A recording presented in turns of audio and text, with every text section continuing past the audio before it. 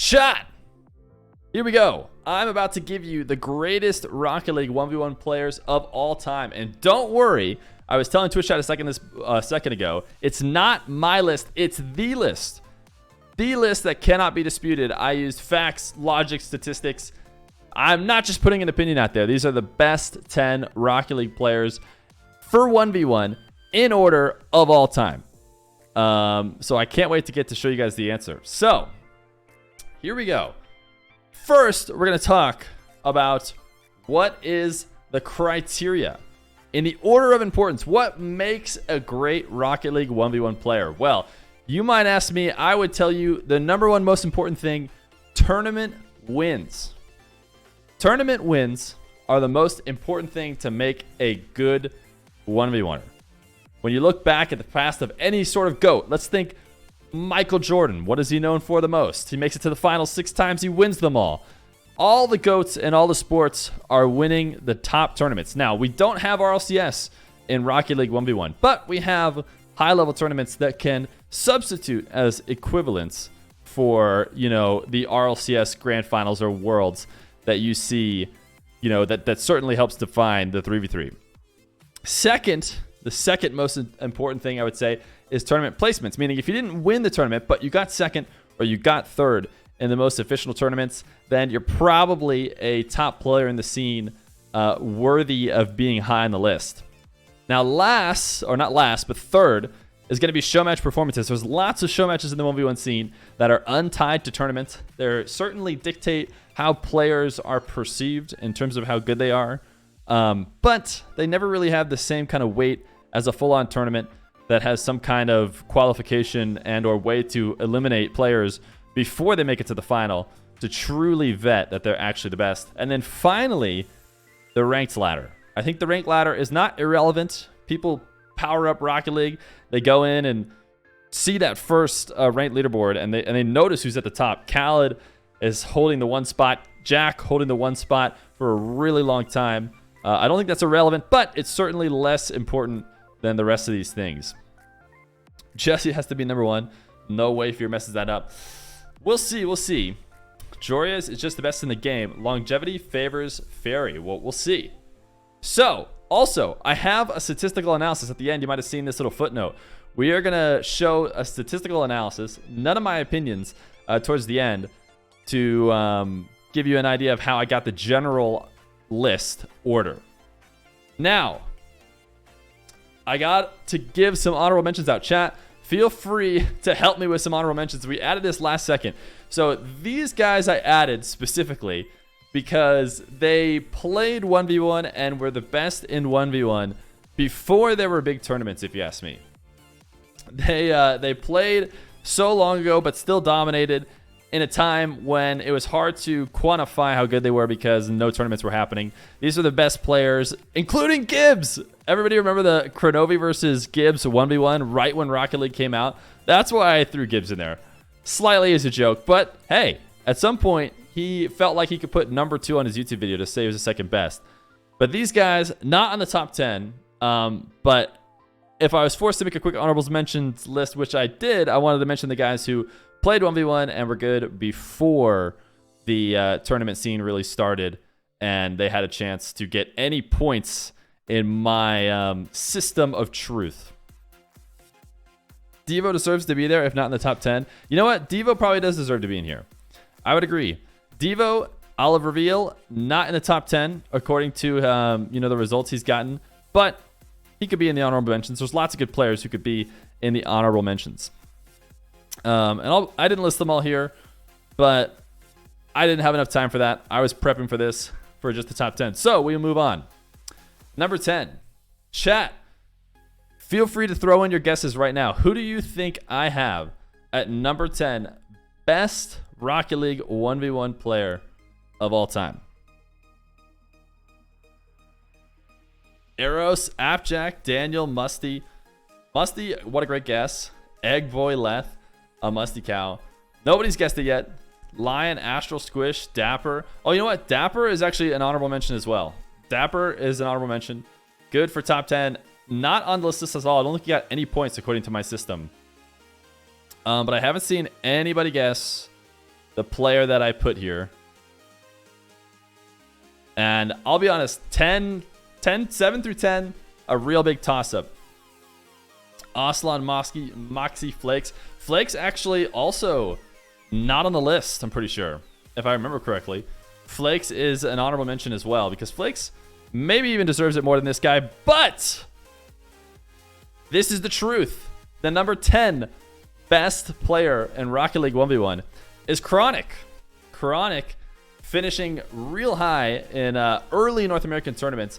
We'll eventually get to the North American player who everybody kind of already knows in their head is the best. But for a long time, Chronic spent his time as second in the world. He had a decent success when it came to crossing overseas to play players not just in North America. He got second in Salt Mine. And the first Salt Mine, he finished behind Firstkiller.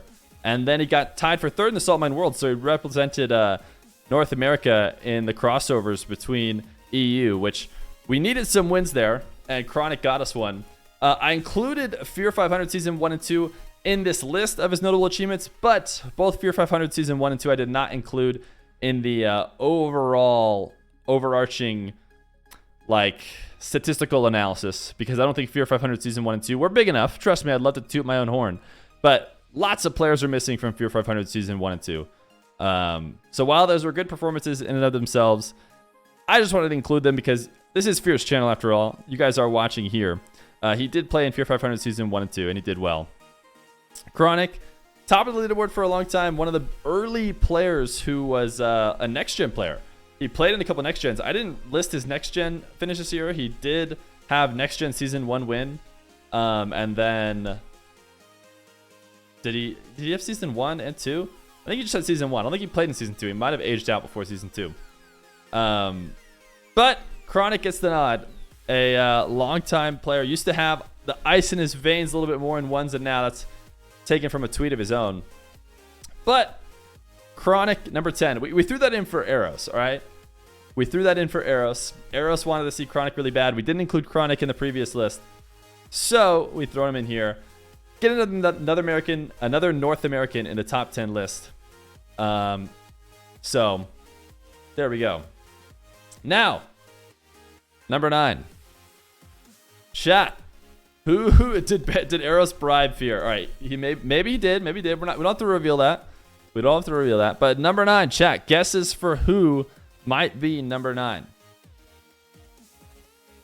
I'll reveal this much. Number 9, an EU player, not a North American player. Also a player who used to have more success than he has recently. I haven't really seen him playing in the one scene much at all as of late. Scrub Killa Astral, nobody saying his name. Oh, somebody got it. Somebody got it right. Multiple people in chat got it right. Multiple people chat guessed number 9. Number 9, Ixo. Number 9, Ixo. He got second in the Salt Mine 1 EU. As well as tying for 4th in the Fusion 1v1. Those are his most notable finishes. Notable achievements. For the most part, I only listed 1st, 2nd, 3rd, or like tied for 3rd or 4th 1v1 finishes. I think that might have actually been a tied for 3rd, even though I put tied for 4th in the Fusion 1v1. Ixo was a top 1v1 player. Once again, around the Salt Mine 1 era, he had a lot of good show match performances and just a lot of good play in general. I think Salt Mine 1 was one of the biggest tournaments that happened. Salt Mine 1 and 2 are probably the closest thing we have to RLCS of 1v1. I would say Salt Mine 1, 2, and then Fusion are just about like the triple crown. So if someone were to be able to win Salt Mine 1, 2, and Fusion, then you know that's about as good as you can get in terms of 1v1 history. So Ixo is going to get the edge here. I have my mouse on the screen. Ixo is going to get the edge for number 9. I think a lot of Goldmine as well. See, Goldmine I still think is a step down from the other 3, but Goldmine is certainly up there. And I did include Goldmine in the tournaments. So Ixo going to get number 9. 10 going to North America, 9 to EU. Now for number 8. Chat, number 8. We're going back to North America for number 8. Who is getting number 8 best player in Rocket League 1v1? Oh my goodness, chat. A couple good guesses. A lot of good guesses. None right yet. Why is chat so certain that number 8 is LionBlaze? I have never seen chat be more unified on anything in the world than that number 8 is LionBlaze. Ricky Chicken, how long did this take you? I did it in like an hour or so, right before I went live. Chat, number 8 is not LionBlaze. What about Salt Mine Underground? You feel that's Night Quaternies? Yes, Salt Mine Underground was included. Salt Mine Underground main event wins were included. Anything under the main event was not included. But Salt Mine Underground events were included, and they were about weighted the same as tying for 3rd in a big show match or like a big tournament. So if you got to win, you only had to play one match to get there. But if you got to win, you're likely one of the better players. Probably about worth at least a 3rd in all the major tournaments. But that being said, lots of people thought, oh, there it is. I see it. A couple people got this right. A couple people got number 8 right. It's Lethamyr. It is Lethamyr. Lethamyr, a top 1v1er from a long time, not super long time ago. He's still probably a top 1v1er. He hasn't played very many competitive events in a while since retiring from pro play, but he does seem like he could still be a top 1v1er if he wanted to. He frequently shows up on the leaderboard in the top 20 or so range every once in a while. Sometimes when he's filming YouTube videos for 1v1s, he pushes up pretty high. I think he said he was going to try and get number 1 for a YouTube video, but realized it's just too many games. It's not worth it. But in the 12 Titans 2, he tied for 3rd. In the Salt Mine for North America, he finished 3rd. He was actually 2nd in that gauntlet, but Chronic took him down and then went on to lose to Firstkiller in the finals. And then he also held it down for North America in the Salt Mine Worlds. So Salt Mine 1 and the Salt Mine Worlds, considered 2 different tournaments. They were kind of one tournament together. But a very, very crucial W for North America, I would say, when he tied for 3rd in the Salt Mine Worlds. Because it would have been tough if in the Salt Mine Worlds, like, EU had gotten all 4 wins. Or Middle East, because I think Khalid was one of the players too. But we needed some North American wins, and we got a couple of them. So did you include League of Rockets? Yes, I included the 12 Titans 1 and 2. I did not include the 4...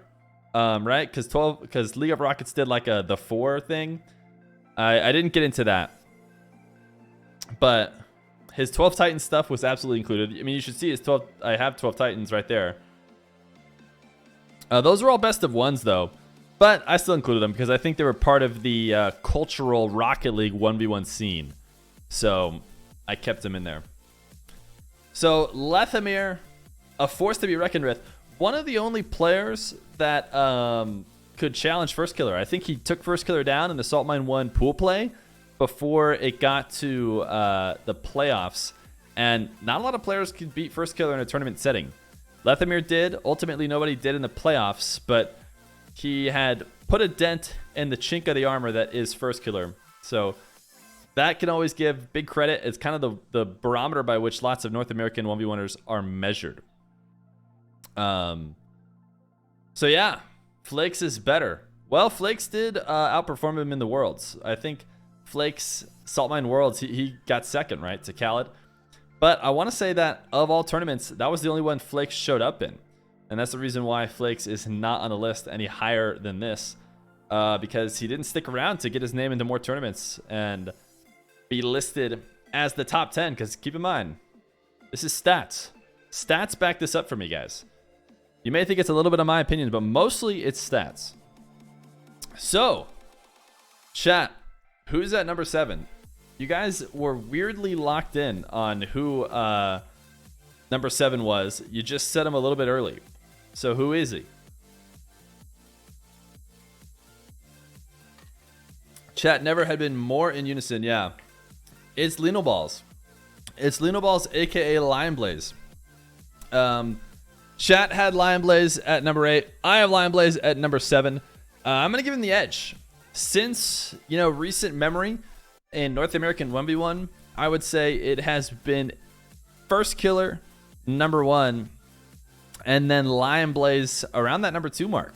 You could argue AJ could have the number 2 mark as well, but LionBlaze has had the tournament results.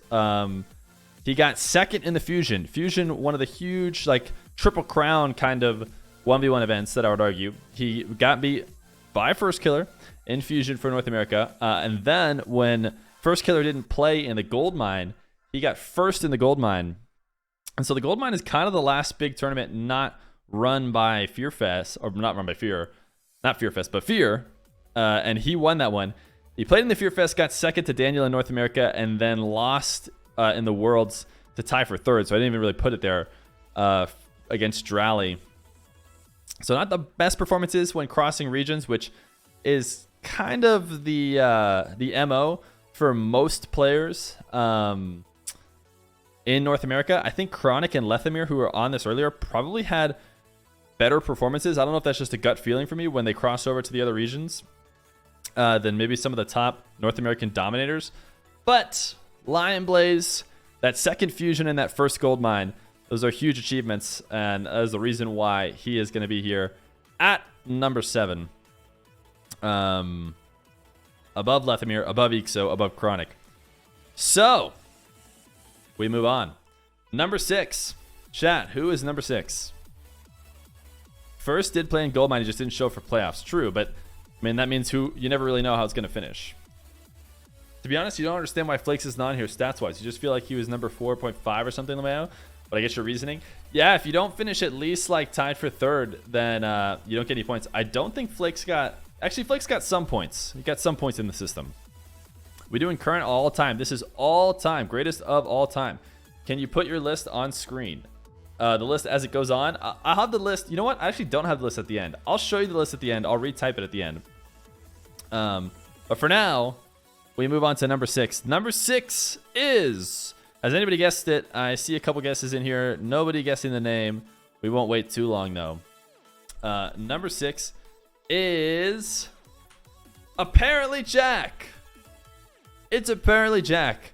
Jack has been around for a long time. But one thing I noticed about ApparentlyJack, he has dominated the ones leaderboard for what felt like multiple months in the past few seasons. And he's played in basically all the recent 1v1 events. But look down this list. Do you see any first place finishes for ApparentlyJack? No, not even in FeerFest did he end up getting a first place. He got a second in the EU portion of it, dropping to Khalid, and then he got second in the Worlds again, dropping to Drally, and that was maybe around when Jack was peaking. It was when he was dominating the leaderboard the most. He played in the Salt Mine 2 EU, and he tied for third, which is a great finish. It's one of the Triple Crown finishes. He also tied for third in the Fusion, so 2 tied for thirds in 2 of the biggest tournaments, I would argue, that I mentally weighed the most. And then tied for third in the Gold Mine EU as well. So definitely one of the top players, always in the conversation you could see, but not quite able to finish first in any, of those events. He did get a Smug main event win, but like I said, the Smug main event win, since he gets thrown right in there and it's just one match, we don't necessarily weight it as much as the other tournaments. So ApparentlyJack, he's like a first place finish away from jumping a bunch of spots on this list, I'm sure. But instead, he has a few tied for thirds and a couple seconds. And I do have a version of the stats with and without FeerFest, just to try and pull FeerFest bias out of it. I still think Jack finishes around 6th. So I think he was 6th in our current 1v1 list as well. But there he is. You like the picture? Yeah, what a picture of Jack. You like that picture I got? I just jumped into Google Images and picked whatever I thought I liked.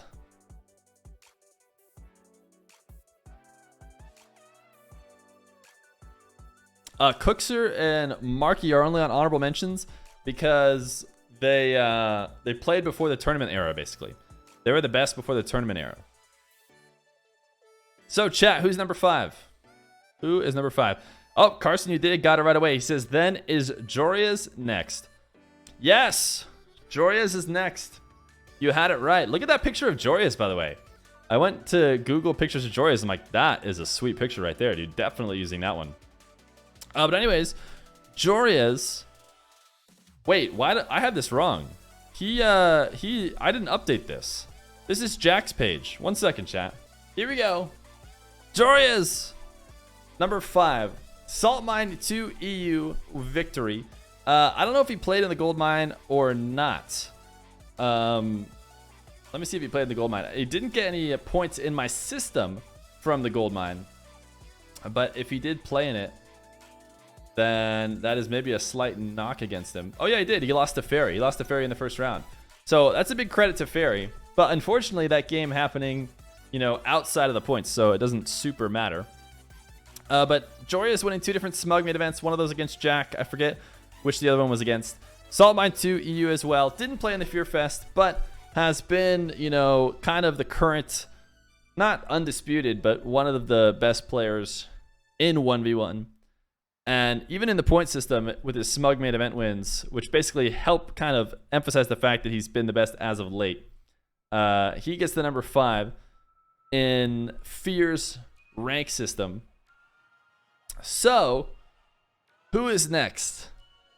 Chat, who do you think is next?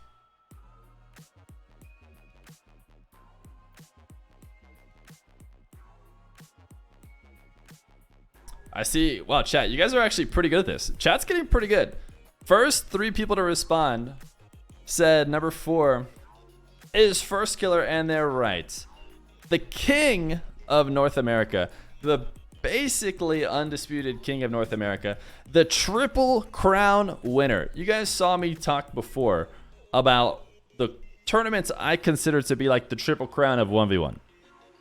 The first Salt Mine 1, Salt Mine 2, and Fusion. Those feel like the 3 biggest 1v1 tournaments that were ever held.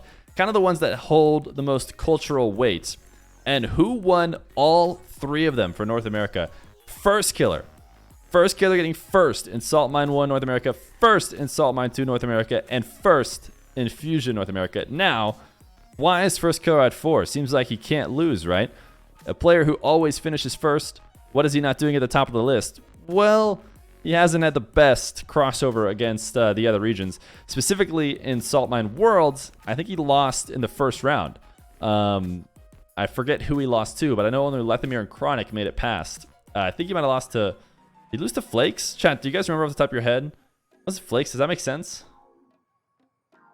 I think it was Flakes, right? Yeah, I think he lost to Flakes. So, Firstkiller, the best North America has to offer with almost no argument, but not good enough to beat the top 3 European players. Or are they all European? I don't know. But non-North American players on the list. But it was in quarters, right? Yeah, it was in quarters. So Firstkiller basically finishing outside the points, according to my system, in the Worlds. But I decided to put it there just so that, you know, to emphasize why he's not maybe at the top. Because otherwise all his finishes would have said first. Which, you know, we have to remind everybody that he hasn't had cross-region success like the other players above him. So, number 3. Chat, this is where it gets spicy. I think I might get a little spicy here. I have a feeling that everybody knows who the last 3 are. But are they going to be in the order you think they should be in? When I went to decide this order, this is when I relied the most on the stats. The stats tell the story. I know what you might feel, and it might not be the truth.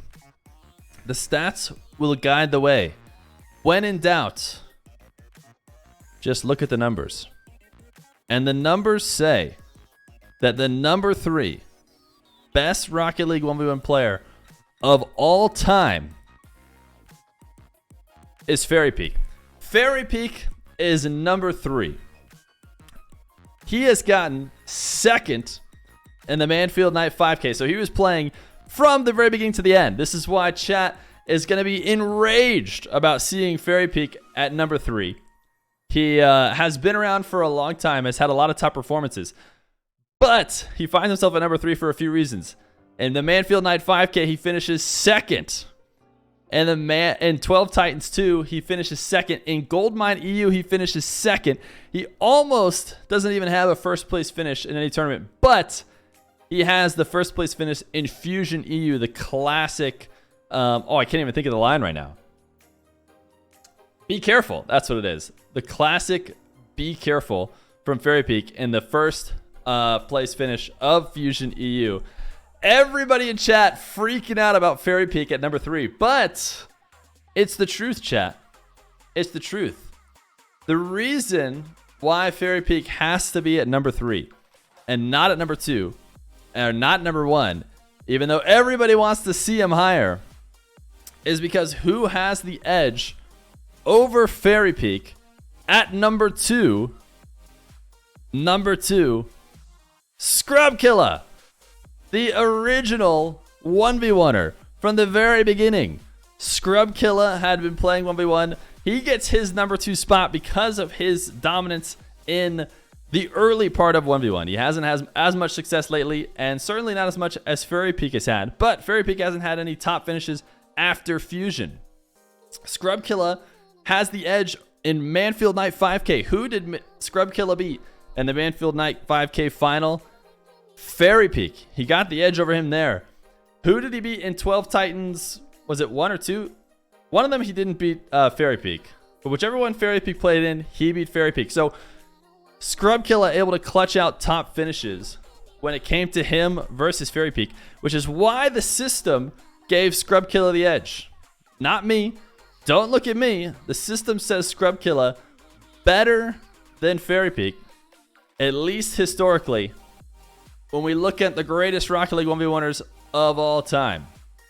So, who does that leave at number 1? Make sure you guys stick around to see the stats, because it's not just me. It's the actual stats that can't be denied. The number 1 top Rocket League 1v1er. And it's a blowout according to the system that I made. It's not even close between him and second and everybody else in the game. Khalid, the number 1 greatest Rocket League 1v1er of all time. You guys heard it here first.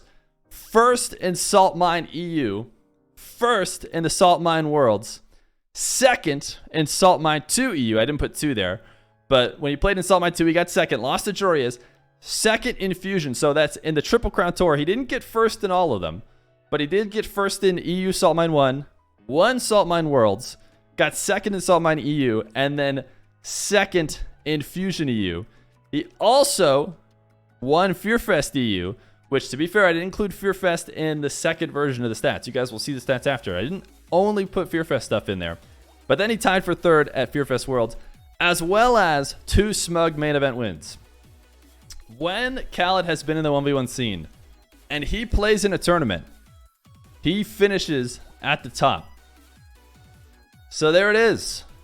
Chat, y'all wanted to see Fairy Peak at number 1. I don't make the decisions.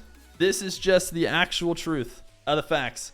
Khalid number 1, Killa just barely having the edge because of a couple direct wins over Fairy Peak in tournaments at number 2 and Fairy Peak number 3. So there it is. Fairy Peak didn't lose his show match for a year against top players. Yeah, no, Fairy Peak certainly, the show match performances from Fairy Peak should not be ignored. Yo, Jomar 2010, thank you for the tier 1 for 4 months. This is tournament performances. Tournament performances very heavily weighted over show match performances here.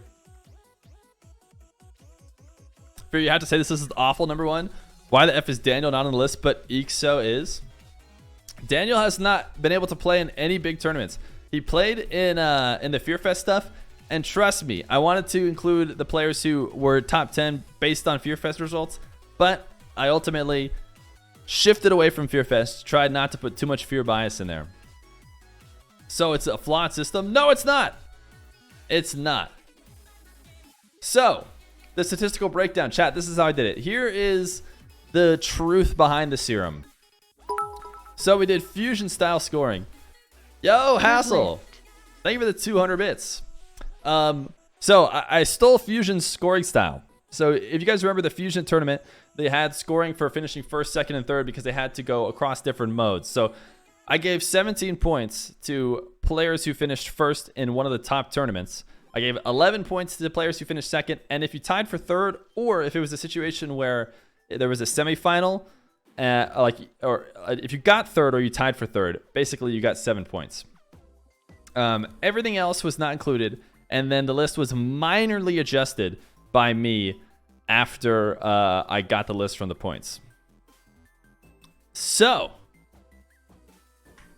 what tournaments counted? This is the list of the tournaments that I included and that points were rewarded for. So starting with the Manfield Night 5K, these might not be directly in chronological order, but we had Manfield Night 5K, the 212 Titans held by League of Rockets, the Salt Mine EU and NA versions of Salt Mine 1 before the Worlds, and then Salt Mine 1 Worlds was also taken as its own tournament.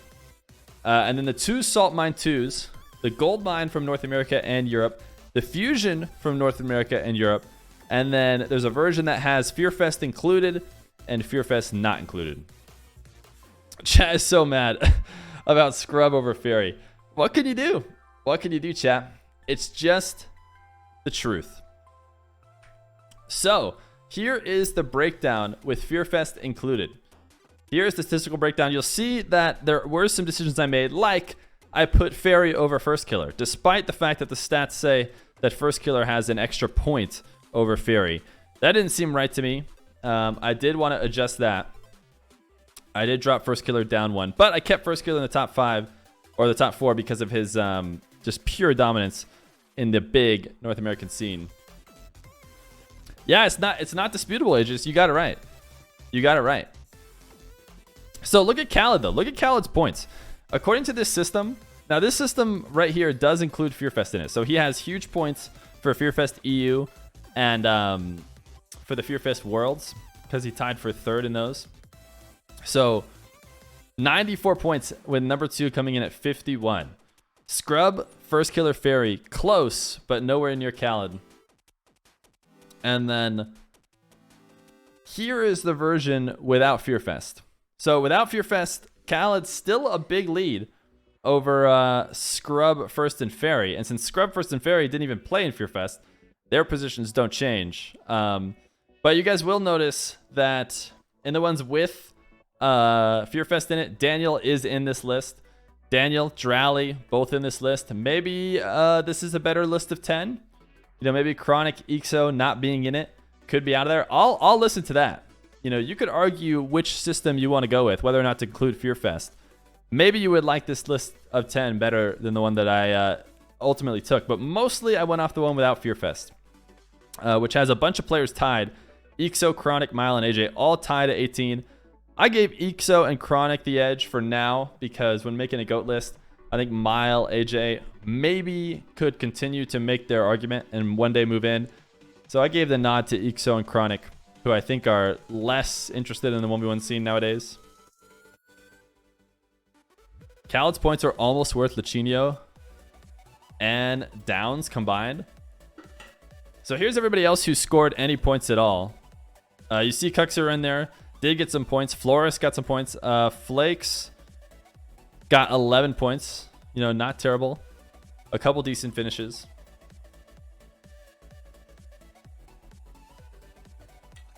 But I tell you what, when you do this system and when you do these tournaments that I put in, the fusion style scoring, which you could maybe argue doesn't value like past third place finishes enough, Khalid just destroys. It's not even close.